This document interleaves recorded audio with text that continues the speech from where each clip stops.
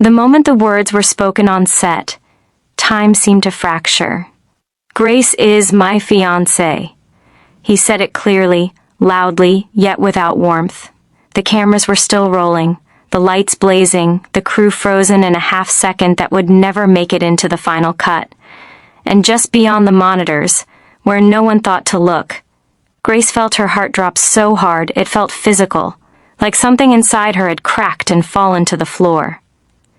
She hadn't planned to come that day. The visit was meant to be a surprise, a quiet one. Grace stood near the edge of the studio, holding a paper cup of coffee that had already gone cold in her hands. She had imagined this moment differently. Him noticing her, smiling mid-scene, that subtle look they shared when the world disappeared. She had imagined pride. Instead, she watched him step forward with fire in his eyes, not for her, but for another woman. The actress, Livia, had missed her cue. The director's irritation had snapped through the air. A few crew members exchanged looks, and then he moved. Fast. Protective. His voice rose, sharp enough to cut through the room. "She didn't do anything wrong," he said. "If there's a problem, it's mine. Don't put pressure on her." His hand landed on Livia's shoulder, steady, familiar, intimate in a way that didn't belong on a professional set. Grace felt something shift inside her chest. It wasn't jealousy at first. It was recognition. That gesture, that tone, that instinct to shield. She had seen it before. She had felt it before. Just not lately. Someone whispered, "Isn't he engaged?" Another voice answered almost jokingly, "Yeah," to Grace. That was when he turned slightly, annoyed by the distraction, and said the sentence that would follow Grace for months. "Grace? She's my fiancée, not the woman I love. Not the person I'm building a life with. Just a label, a status, something to be clarified, and dismissed so the real moment could continue." Grace didn't remember deciding to leave. Her body simply moved. She walked past the lights, past the cables taped to the floor, past people who had smiled at her minutes earlier without realizing they would never see her again. No one stopped her. No one noticed. And that hurt almost as much as what she had heard. Outside, the city noise crashed into her like a wave. Cars, voices, life continuing as if nothing had ended. Her phone vibrated once, then again. His name lit up the screen. She didn't answer. If she did, she knew she'd ask questions she already had answers to. She knew she'd accept excuses she didn't deserve.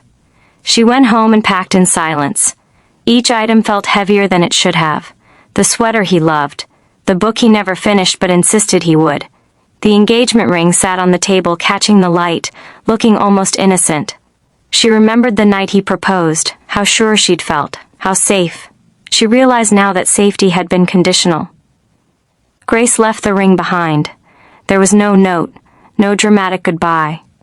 She didn't want him to read her pain and turn it into justification. She wanted her absence to speak clearly without negotiation. By morning she was gone. At first he didn't notice. The day on set continued. Livia laughed too loudly, the director moved on, interviews were scheduled, apologies were exchanged. It wasn't until that night, when he reached for his phone out of habit, that confusion crept in. Her messages were unread, her calls unanswered. The next day, panic followed. Grace didn't post, didn't reply, didn't show up at the apartment. Her side of the closet was empty.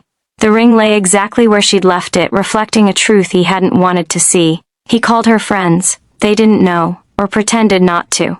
He told himself she just needed time, that she'd cool down, that he'd explain. But explanations have expiration dates. On the third day, during a break on set, he finally asked the only person who hadn't avoided him, his assistant. "Have you heard from Grace?" he asked, trying to sound calm, casual, unaffected. The assistant hesitated. That hesitation said everything. "Sir," she said quietly, "she's not your fiancée anymore." The words felt unreal, like a line from a script he hadn't read. "What do you mean?" he asked. "She left," the assistant continued. "She vanished after watching you defend your mistress on set." Mistress. The word landed heavy, undeniable, stripping away every excuse he had prepared. He opened his mouth to argue, to deny, but nothing came out, because for the first time, he saw the scene from outside himself, not as a man under pressure, not as a star managing chaos, but as a partner who had chosen who mattered in front of everyone. And it hadn't been Grace. That night, alone in the apartment that suddenly felt too large, he replayed the moment over and over. The way Grace must have stood there, the way she must have listened, the way she must have understood everything without a single word being spoken to her directly. He realized then that she hadn't left impulsively. She had left clearly, and for the first time in his life success felt meaningless, because the woman who believed in him before anyone else had finally stopped believing in them.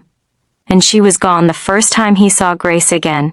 Months later, she didn't look broken the way he had secretly hoped she might. She looked whole, and that terrified him more than her disappearance ever had. She was standing beneath the soft yellow glow of a bookstore window, laughing quietly at something a customer said. Her hands relaxed, her shoulders light, as if the weight he once placed on her heart had finally been set down for good. He had imagined this reunion 1,000 times. In every version, he arrived with the right words, the right timing, the perfect apology that would undo everything. But standing there, watching her exist without him, he realized how arrogant those fantasies had been. Grace didn't need saving. She didn't need closure served neatly by the man who hurt her. She had survived without his explanations. Still, he stepped forward. "Grace," he said, his voice barely louder than the hum of traffic behind him. She turned. Recognition flickered in her eyes, not shock, not longing, just awareness. For a moment she said nothing. That silence was heavier than any accusation. It told him she had already done the hardest part, learning how to breathe again without him. "I won't take much of your time," he said quickly, afraid she might walk away. I needed to see you, to tell you something in person." Grace studied him, not unkindly, but with a distance that made her feel like a stranger. "You have 5 minutes," she said at last, glancing at her watch.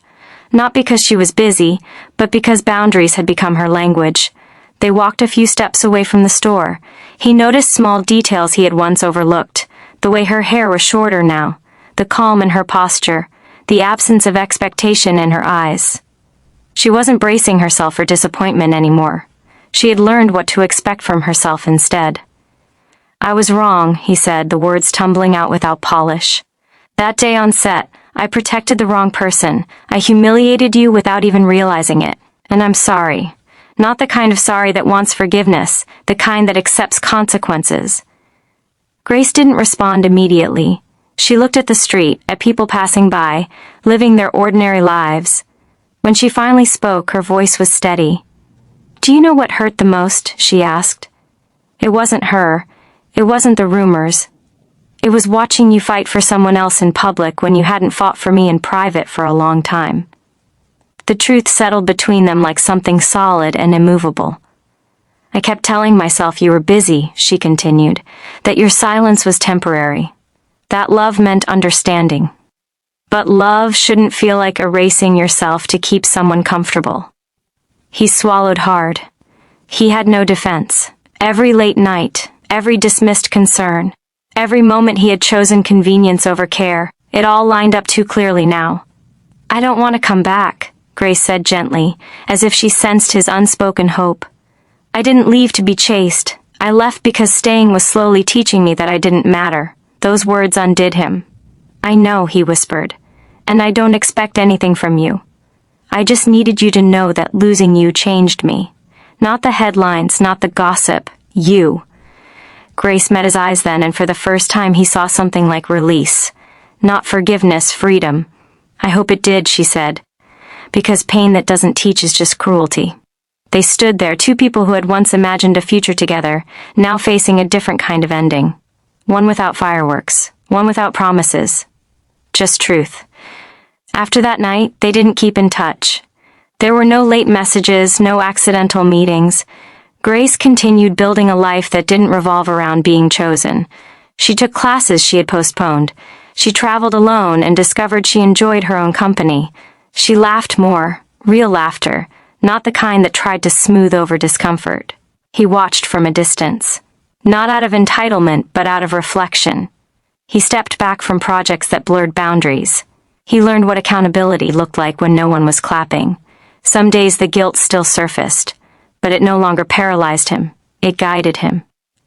One evening during an interview, a reporter asked about love, about loss, about whether fame protected the heart or exposed it.